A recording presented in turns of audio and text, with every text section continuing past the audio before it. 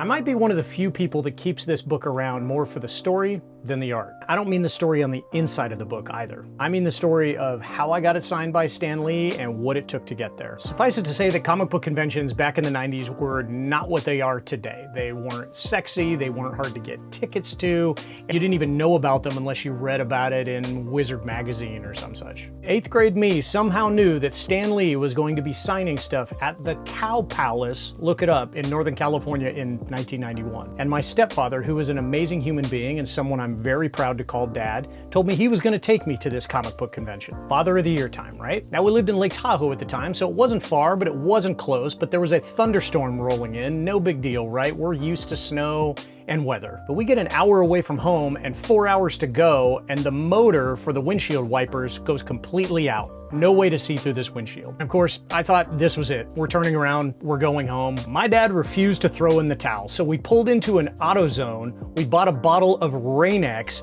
and we wiped down the window about every 25 minutes so we could make it to Northern California in an absolute downpour. Yes, that's obviously sketchy as hell, but it was the 90s. We drank hose water and shit. So we eventually made it, soaking wet from having to wipe down the window every 30 minutes with Rain-X. And even though the conventions were different back then, Stan Lee was still Stan Lee. The line was a mile long. It was clear you were gonna have to wait for a couple of hours if you wanted to get a signature. Dad to the rescue again. He says, you know what? I'm gonna wait in line here.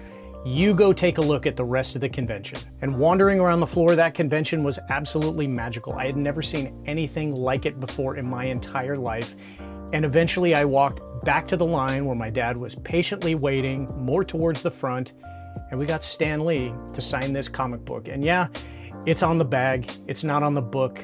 It's incredibly silly, but I will never get rid of this book because of what it means. So when my daughter wanted to go to the midnight release of one of the Harry Potter books and my wife thought I was nuts for taking her to the Barnes & Noble at 10 o'clock to stand in line until 1 in the morning, I remembered this book and what that meant to me. So if this office ever catches on fire, this is the first thing I'm grabbing, and now you know why.